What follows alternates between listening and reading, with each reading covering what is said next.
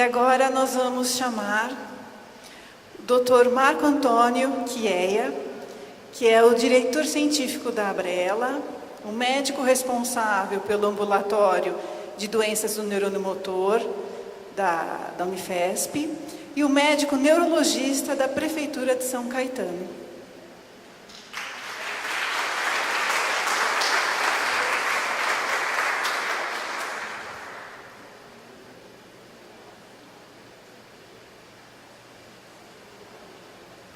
Bom dia a todos. É um grande prazer estar junto de vocês. A idealização desse evento surgiu no final do ano passado. A gente levou a ideia junto à Prefeitura de São Caetano do Sul.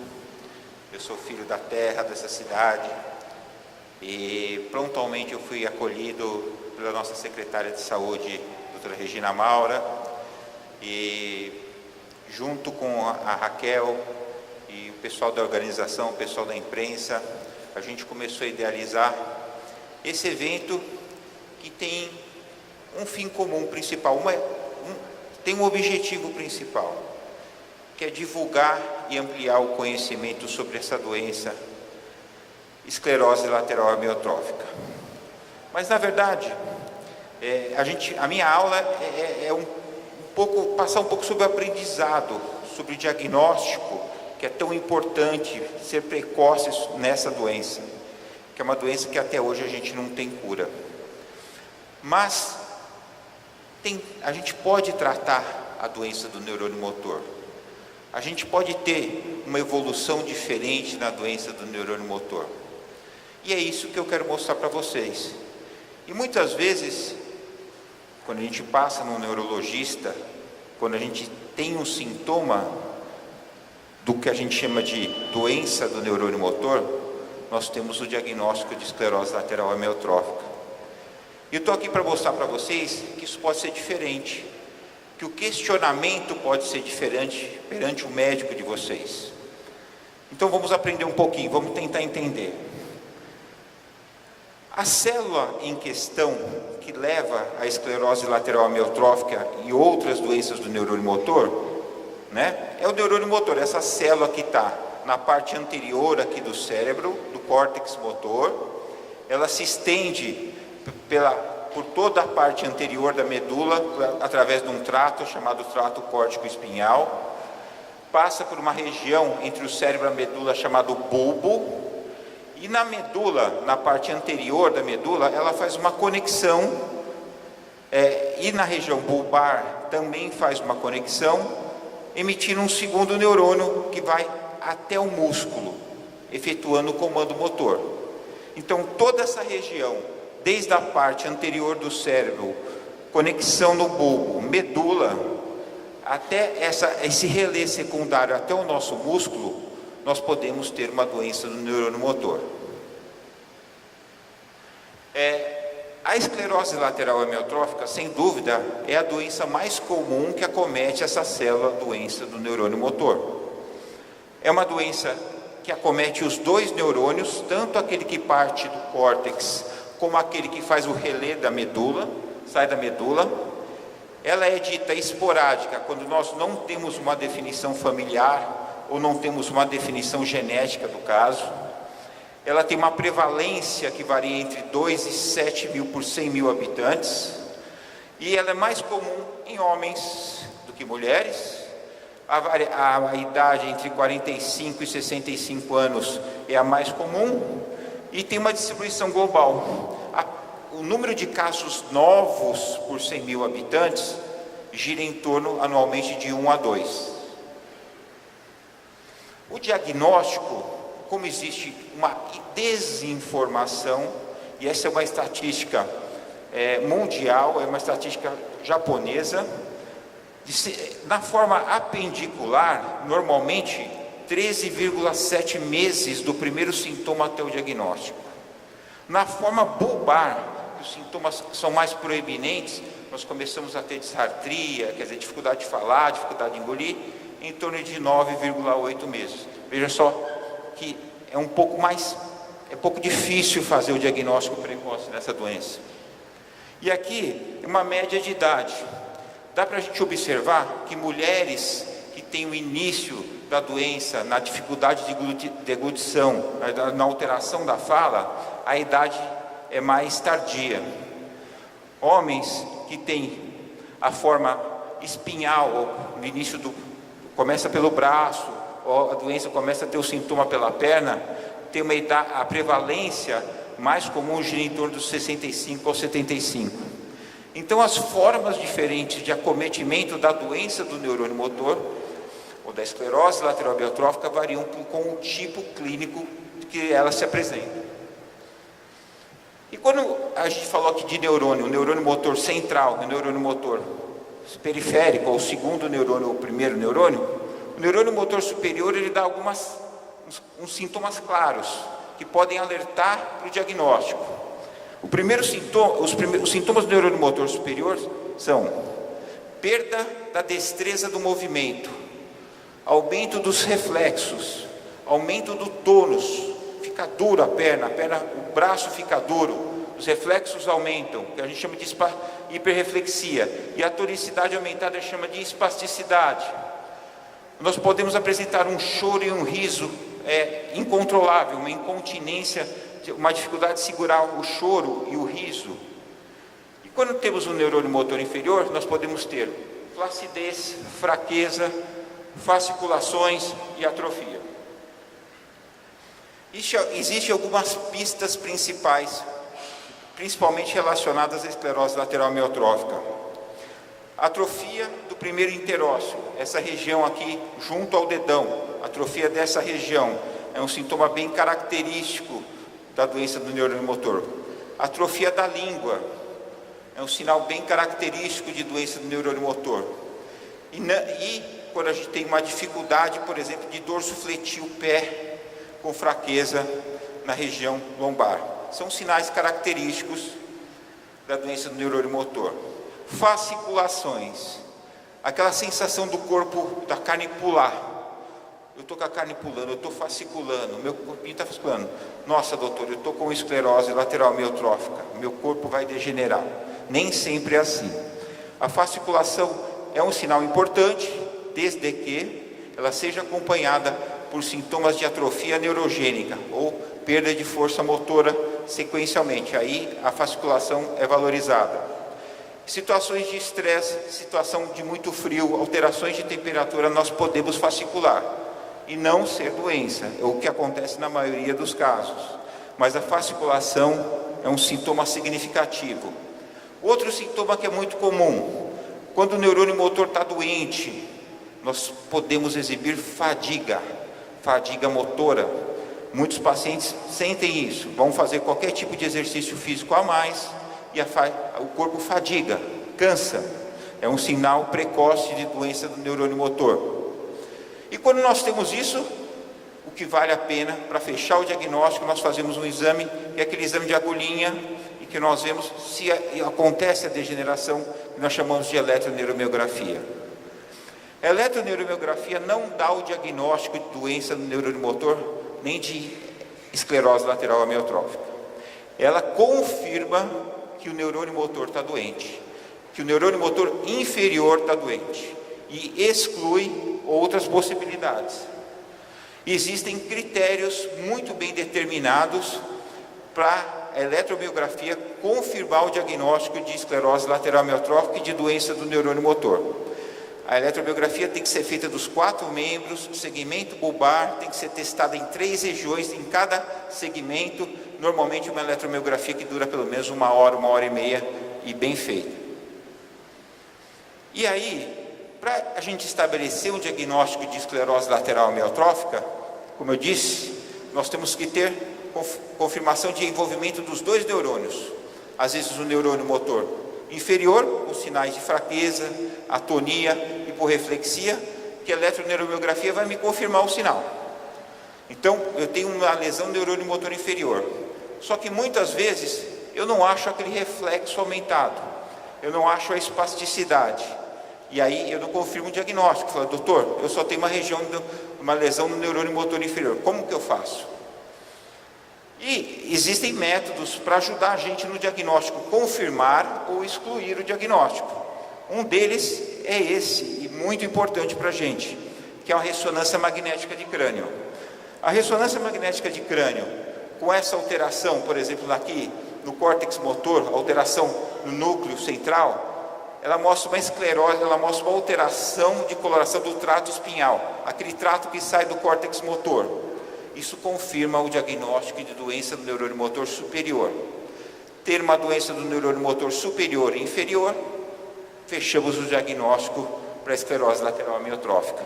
A importância da ressonância, na verdade, a gente tem que fazer, a ressonância tem que ser feita com essa segmentação através de um corte que a gente chama de MTC Spin Echo em T1. Na verdade, é um corte de ressonância específico.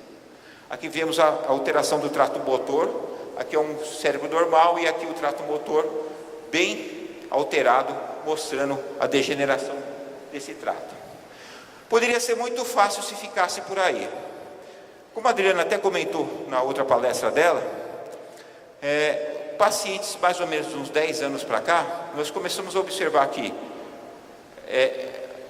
se pensava que basicamente esclerose lateral amiotrófica era uma doença motora, né?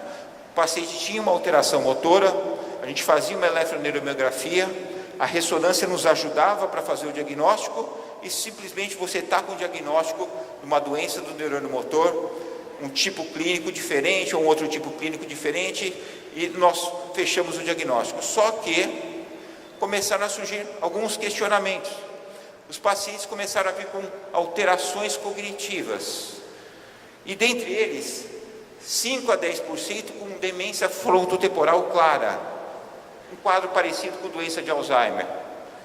35 a 50% com alteração cognitiva franca, cerebral franca, algum domínio do cérebro estava afetado.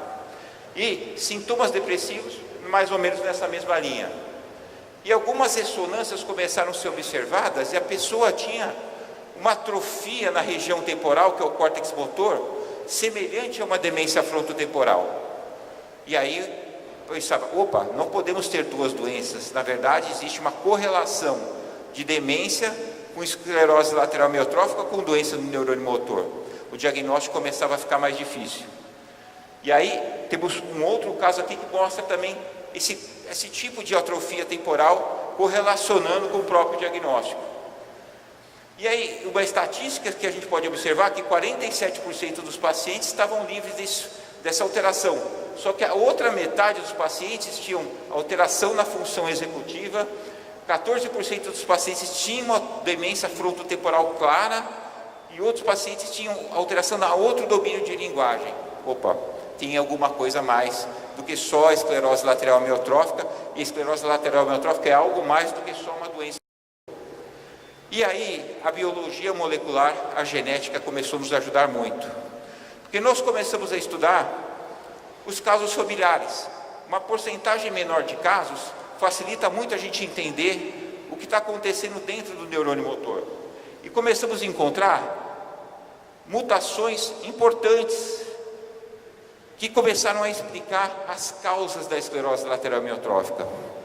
Desde 1992, 94, quando a primeira mutação familiar foi descoberta, até hoje, nós começamos a encontrar genes responsáveis pela doença em alterações familiares e alterações excessivas, formas bulbares ou formas apendiculares, relacionados com demência ou relacionados com outras doenças, mais esclerose lateral amiotrófica, e que explicavam todo o mecanismo do dano do próprio neurônio. Então, nós podemos ter, na verdade, estresse na função do DNA, do RNA do próprio neurônio, perda da função do transporte das proteínas através do neurônio, acúmulo de proteínas por falha do mecanismo de degradação, todas explicadas por alterações genéticas que podem promover desde uma demência até uma doença do neurônio motor, ou as duas ao mesmo tempo.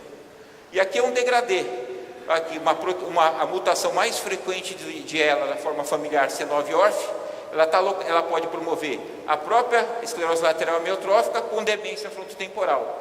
Outra proteína pode dar mais um quadro de demência frontotemporal, e existem mutações em genes que podem dar quadros mais exclusivos da esclerose lateral amiotrófica. Nossa, começou a ficar mais difícil o diagnóstico. Não é simplesmente uma doença motora, não é simplesmente uma eletromiografia, não é simplesmente uma ressonância, é toda uma avaliação genética associada. E aí tem uma coisa a mais. A gente tem que pensar que um gene relacionado à alteração, ele tem um fenômeno chamado de pleiotropia. O que é pleiotropia? Um gene ele pode causar várias doenças diferentes. Nós temos um gene, por exemplo, o gene da causa esclerose lateral amiotrófica chamado VCP. Ele pode causar esclerose lateral amiotrófica e na mesma família ele pode causar uma miosite, que é uma doença inflamatória, e pode causar doença de Paget, que é uma degeneração óssea, a mesma alteração genética. O gene ele pode mutar e ter várias formas de apresentação. Então, como tratar, como se envolver, como seria a apresentação? Parece que está muito bem explicado que a genética, a concepção da pessoa, a formação do seu DNA, já traz uma suscetibilidade para cada indivíduo desenvolver a doença do neurônio motor. E com o passar dos anos, a pessoa sofre um fenômeno chamado de envolvimento epigenético.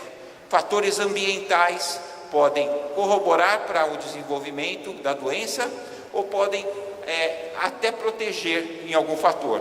Mas a genética de cada indivíduo leva uma predisposição para o desenvolvimento da doença ou uma proteção. Cada indivíduo contém isso.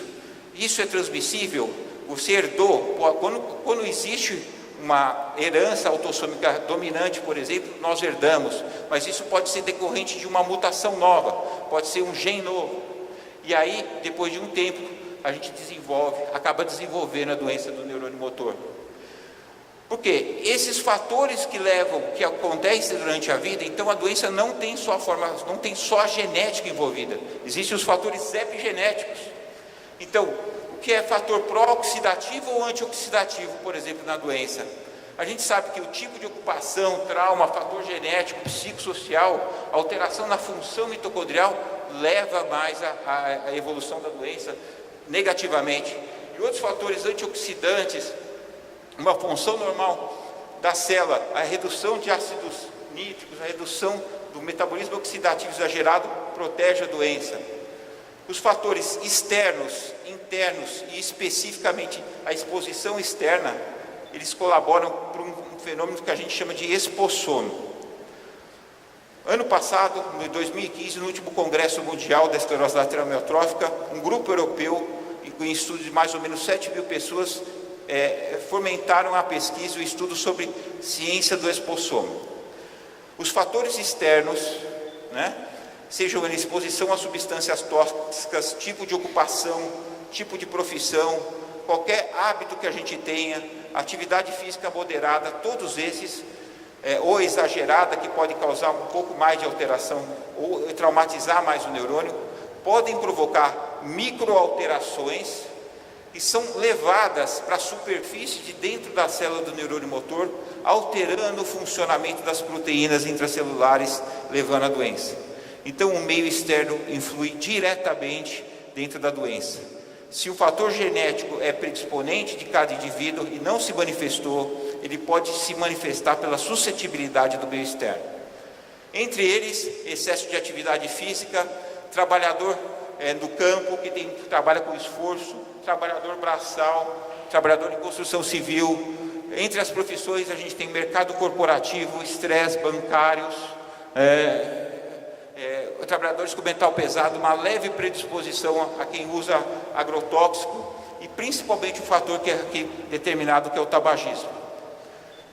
São os fatores que podem levar à degeneração. E aqui a gente fala dos vendedores, engenheiros, pessoas que normalmente lidam com muito estresse na profissão. Então a história, para ter um diagnóstico, é uma história de uma doença progressiva que acomete os territórios espinhais, mas através do exame físico, uma eletroneuromiografia bem feita, um exame de imagem para comprovar o diagnóstico, mais uma avaliação genética e ocupacional e mais uma avaliação multidisciplinar.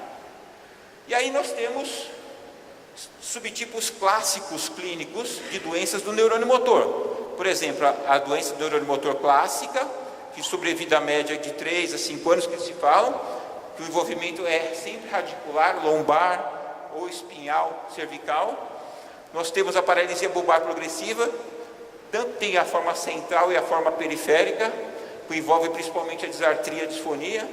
Temos a atrofia muscular progressiva, que se fala em torno de até de 10 anos a mais de sobrevida, mas nós só temos a doença do neurônio motor inferior, não temos reflexo, não temos espasticidade, nós temos uma doença chamada Fley-Warm, em que a atrofia e atonia só existem em membros superiores e temos hiperreflexia dos membros inferiores.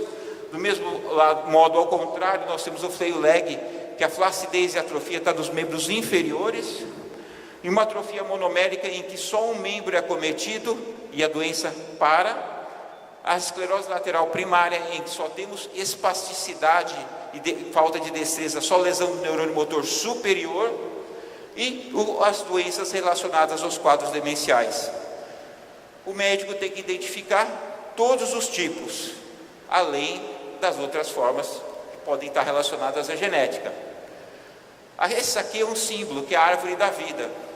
Eu comparo sempre uma doença do neurônio motor como se fosse a árvore da vida. Um tronco principal é o neurônio motor, e talvez o principal cume dessa árvore, o principal tronco dessa árvore, seja a esclerose lateral amiotrófica. Mas existem ramos dentro do neurônio motor e sub-ramos, ramos menores, que podem ser variantes dentro dessa própria doença. E eles têm que ser descobertos, porque existem etiologias e possíveis etiologias que são descobertas, que nós descobrimos mecanismos e funções que podem ser tratáveis. Mesmo nós tentando fechamos o diagnóstico, você tem uma doença do neurônio motor, estabelecendo todos os critérios mundiais para o diagnóstico, nós erramos em 10% dos casos, 10 a 15% dos casos, porque a doença é muito difícil. Existem doenças que simulam, doenças do músculo, doenças da junção do nervo com o músculo, doenças do corno anterior da medula, doenças da medula, doenças do sistema nervoso central, doenças sistêmicas. Existe um apanhado de exames sistêmicos que nós temos que realizar, fechar todos os exames antes, para depois fechar o diagnóstico de esclerose lateral amiotrófica. Primeiro passo, quando você vai ao médico, fala assim: nossa, tudo isso que tem que acontecer, mas o paciente não vai fazer isso, tudo que eu falei para vocês. Fazer os diagnósticos diferenciais, procurar um médico, um serviço especializado médico que faça todo esse diagnóstico diferencial. O melhor amigo do paciente é o Dr. Google, atualmente. Inclusive existe um diploma internacional médico do Dr. Google. É só você assinar aqui que você obtém a informação pelo Dr. Google. Nós preferimos no nosso serviço o sorriso e acolhimento do médico. Ele substitui tudo isso, ele tem um bom atendimento e a gente muda um pouco a cara dessa sequência, que é uma sequência psicológica que o paciente passa na sensação de luto, que é a negação, a ira, a negociação por alguma coisa em troca da doença dele, que é a depressão para aceitação. O sorriso médico e o atendimento nosso tenta avisar e passar dessa fase da negação para a aceitação de uma forma direta, para o paciente saber o que ele tem e ele tentar constituir uma forma de tratamento melhor para ele. E a gente coloca logo no começo e logo nas primeiras consultas e da primeira consulta principal que a efetividade do tratamento multidisciplinar no estudo mundial provou que o atendimento multidisciplinar bem preconizado ele tem um efeito superior a qualquer terapia já feita medicamentosa com relação à doença. Fono, nutrição, fisiorrespiratória, bem aplicada e bem disciplinada. Por isso, o médico, o neurologista, o nutricionista, fisiorrespiratória, cuidados especializados, eles estão no centro no atendimento em volta de um serviço terciário hospitalar. O serviço terciário hospitalar serve para atender o paciente quando essa equipe que está ocupando o paciente não pode dar o atendimento, mas o atendimento do paciente tem que ser preconizado. O nosso ambulatório é sempre voltado para integralidade e uniformidade. Não existe ninguém melhor do que ninguém, todos somos uma equipe e sempre vai ser assim. O médico tem que saber passar para o paciente princípios básicos, tipo, é importante eu falar, é importante eu estar vivo, é importante eu me integrar e saber que eu posso ter uma alternativa na minha vida. É importante eu saber que esse negócio que falam, e a doutora Cris vai falar de gastrostomia, não é uma coisa do outro mundo e tem uma importância, e tem um porquê do tratamento. É importante eu saber que eu não preciso ficar parado e estático e eu posso me mobilizar, eu não posso ter dor, eu posso fazer fisioterapia. É importante saber que às vezes uma cadeira de rodas é muito importante para eu preservar a minha doença, para eu me mobilizar. É importante saber que eu preciso passar no fisioterapeuta respiratório, que eu tenho uma doença restritiva, então esse volume que entra no meu pulmão, ele vai achatando, e se ele achatar, eu tenho menos ventilação, meu metabolismo aeróbico diminui. Existe um aparelho, que a gente tanto fala, que é um BiPAP, que é preconizado, que melhora muito a curva de mortalidade da doença. Isso tudo tem que ser discutido dentro de uma consulta. É importante saber que se eu acumular muito CO2 à noite, eu vou ter sintomas graves, posso ter uma parada, eu posso ter uma arritmia grave. E precocemente eu tenho que utilizar esse aparelho. A Adriana falou do Coffee Assist. É um expansor de volume pulmonar, um expansor da musculatura pulmonar, retira secreções, evita que eu tenha aspirações, evita que eu tenha pneumonia. E tudo isso é feito principalmente numa assistência domiciliar em home care.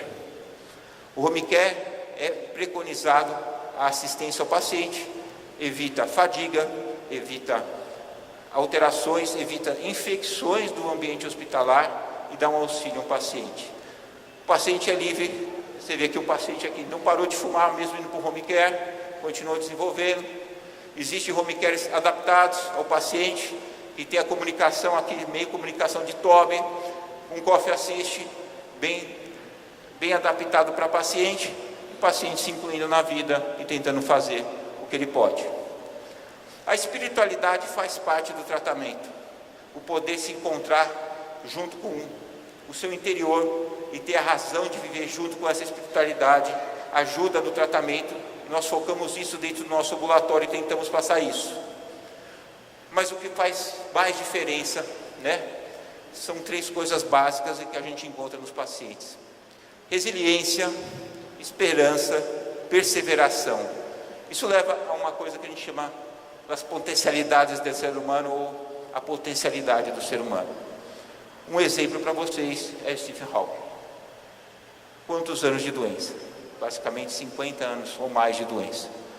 Se não existisse resiliência, se não existisse perseveração, e se não contasse com a esperança de tentar melhorar e lutar a cada dia, isso não seria possível, né, dona Natalina? Há muito tempo com a gente. Então, São Caetano está há quanto tempo com a gente aqui?